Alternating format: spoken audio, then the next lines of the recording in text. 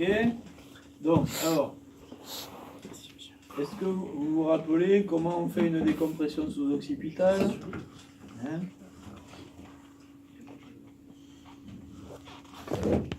Donc, vous vous rappelez, donc on va positionner nos pulpes en extension pour être confortable, pour être agréable vis-à-vis du patient. On va proposer une mise en tension douce et on va attendre que les tissus fondent.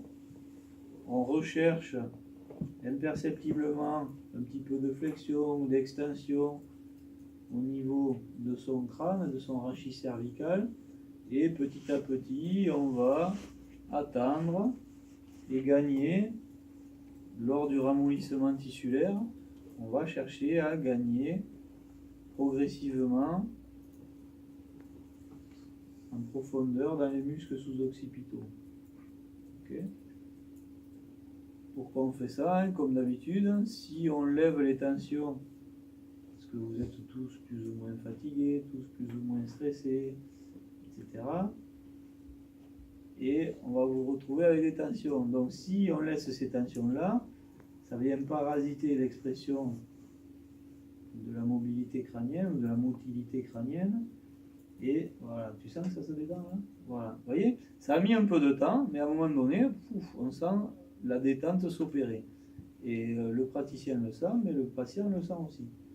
Si vous êtes en train de faire ça, vous voyez, comme hier, on faisait un exercice avec les 4e années, et puis comme on était en nombre impair, j'ai donné mon crâne à un élève qui me faisait un peu de ça, et pour me détendre, il me faisait plein de trucs, mais j'arrivais pas à me détendre parce que il n'avait pas fini d'imprimer un mouvement qu'il en faisait un autre, alors j'arrivais pas. Alors j'ai dit arrête, pose-toi, attends un petit peu, et à un moment donné, la détente s'est opérée. Hein? Quand on veut apporter de la détente, il ne faut pas amener de la dynamique. Vous voyez, ça peut se faire, mais dans d'autres buts. D'accord? Donc là, on sait qu'on va travailler au crâne, on va essayer d'apaiser, de détendre, de libérer des tensions. Donc il faut être dans la relation apaisée. Ok? Donc, son rachis cervical s'est détendu. Alors, ce qu'on va faire maintenant, on va travailler sur ces temporaux. Alors, ce sont des techniques donc dites membranaires, hein, notamment celle de la tente du cervelet. Hein.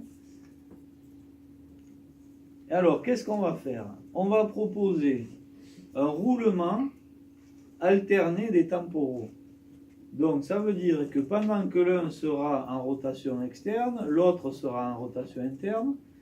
Et ensuite, on va passer rotation externe à gauche, rotation interne à droite. On va proposer lentement une rotation interne, externe, alternative. D'accord? Donc, ça aura pour but de mobiliser ces temporaux autour de la tente du cervelet à qui on va faire un mouvement un petit peu comme ceci. Donc, cette technique, selon certains auteurs, aura un rôle parasympathique, donc plutôt d'apaisement, de relaxation. D'accord? Alors que le roulement synchrone des temporaux, rotation externe, rotation interne, rotation externe, rotation interne, aura plutôt une efficacité en stimulation de l'orthosympathique. D'accord? Parce qu'on va imprimer imperceptiblement des mouvements de flexion-extension qui vont descendre jusqu'au dorsal, zone du système ortho, alors que ici, sur les roulements alternés, on aura plutôt une sollicitation du rachis cervical qui est plutôt le siège des centres parasympathiques. D'accord? Donc, pour réaliser ces techniques-là, il va falloir tenir le crâne dans vos mains et vous allez venir contacter vos temporaux par le biais du petit creux ménagé par la phalange, la première phalange de votre pouce. Vous voyez, ça forme un creux dans lequel vous allez venir loger la mastoïde. Ça va vous donner un point d'appui mastoïdien qui va vous permettre d'amener le temporal en rotation externe, rotation interne. D'accord? Je vous le montre ici. Donc vous venez vous caler avec le bord latéral de votre première phalange contre la mastoïde. Vous voyez, ça vous donne un point d'appui suffisamment puissant pour amener le crâne et le temporal. Donc vous allez l'amener comme ceci, en bas, en avant et en dedans. Pourquoi? Parce que si je reprends mon axe de tout à l'heure, vous vous rappelez, le fait de pousser, vous voyez, sur la mastoïde, comme elle est située en dessous de l'axe, si vous poussez sur cette mastoïde, vous amenez votre temporal en rotation externe. D'accord? Donc on va pousser en avant, en dedans. Ok? Alors bien sûr, là, je vous le fais en macroscopique. Sur un vrai crâne, ça va bouger de façon beaucoup plus subtile, mais dans l'idée, c'est ça qu'il faut essayer de reproduire. Donc, roulement synchrone, roulement asynchrone. Synchrone plutôt de l'ortho, asynchrone plutôt du para. Donc vous allez pouvoir par exemple utiliser ça sur quelqu'un que vous trouvez très énervé, vous allez lui faire plutôt de l'asynchrone. Vous allez chercher à l'apaiser. Quelqu'un qui est mou, qui est un petit peu dépressif, etc., vous allez lui faire plutôt un roulement synchrone. Vous voyez? Ça peut être des approches thérapeutiques. Donc en fonction d'une indication, d'un individu donné, vous allez dire, tiens, cette technique serait appropriée pour tenter de l'aider. En ce qui concerne la dernière technique, donc équilibrage de l'attente du cervelet, on va pouvoir jouer donc sur les tensions crâniennes. Alors là, on peut le faire de plusieurs manières, comme ceci, avec ce qu'on appelle la prise papillon. C'est-à-dire qu'on va mettre l'index, le majeur dans le conduit auditif externe et on va prendre l'apophyse zygomatique entre le pouce et l'index. Donc ça va nous permettre là encore de contacter le temporal comme ceci. Donc là, si on le fait de manière symétrique, on va faire ceci. Donc vous voyez qu'on va tirer sur la tente. Vous vous rappelez aussi qu'en flexion, la tente s'abaisse. Pourquoi? Parce que l'éversion des temporaux fait que on va tirer sur la tente, sur ses bords latéraux, et on va l'aplatir. D'accord? Donc on va pouvoir, par ce biais-là, majorer la mobilisation donc, de la tente, ou faire en sorte de rééquilibrer. Si vous avez une tension d'un côté, mais là vous allez en trouver en plus, quand on va pratiquer. Je suis certain que certains, c'est le cas de le dire, vont avoir un temporal très très mobile, physiologique, alors que de l'autre côté, on va se retrouver avec une tension. Vous allez vous rendre compte que, là encore, il n'y a pas de symétrie. Vous allez trouver un temporal parfaitement libre à gauche, par exemple, alors qu'à droite, il sera hypomobile. Donc, quel est celui qu'il faudra traiter? Quel est celui qui aura besoin de vous? Celui qui est hypomobile, d'accord? Parce qu'il s'est créé des restrictions à ce niveau-là, des fibroses, des tensions, etc. Donc on verra après comment on peut libérer ça vraiment en spécifique. Là, pour l'instant, on fait une approche. Hein. Donc, roulement alterné, roulement synchrone. Et on va pouvoir travailler aussi comme ceci en écartement.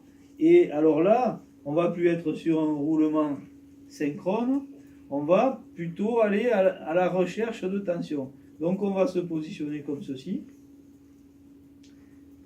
On va proposer une rotation externe bilatérale et on va se concentrer et comparer, voir si les deux temporaux acceptent de nous accompagner de façon symétrique. Si ce n'est pas le cas, vous focalisez un peu plus votre intention sur celui, par exemple le droit, qui va être en restriction de mobilité, et vous allez chercher à dire, ok, tu ne veux pas m'accompagner, mais j'attends un petit peu, comme tout à l'heure pour la libération sous-occipitale, j'attends, à un moment donné ça va repartir un petit peu en rotation interne, ok, puis à un moment donné ça va repartir en rotation externe, je t'accompagne, j'essaie de t'y amener un peu plus loin, et puis ça repart, et puis à un moment donné, hop, vous pourrez éventuellement ressentir la résilience tissulaire et à nouveau, ensuite vous remettez tout ça ensemble et vous redonnez un mouvement synchrone. On peut avoir une autre approche aussi qui va être bi-auriculaire où on va venir contacter le temporal via le pavillon. Alors là, on va mettre nos pouces dans le conduit auditif externe, dans l'axe de la pyramide pétreuse. D'accord?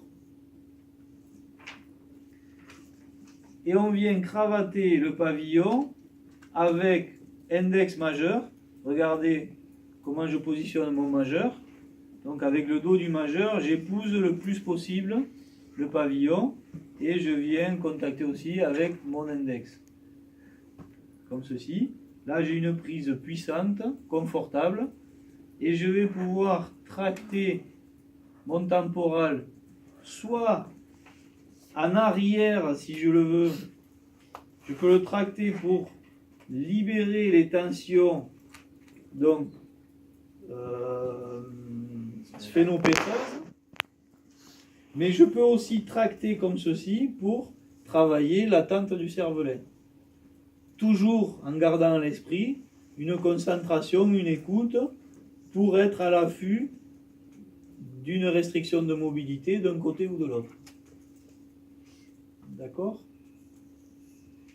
Et ensuite, alors, du coup, là on est sur des techniques donc un petit peu alternatives, cycliques. On verra après d'autres techniques où on va tester, donc spécifiquement, et on en déduira la correction.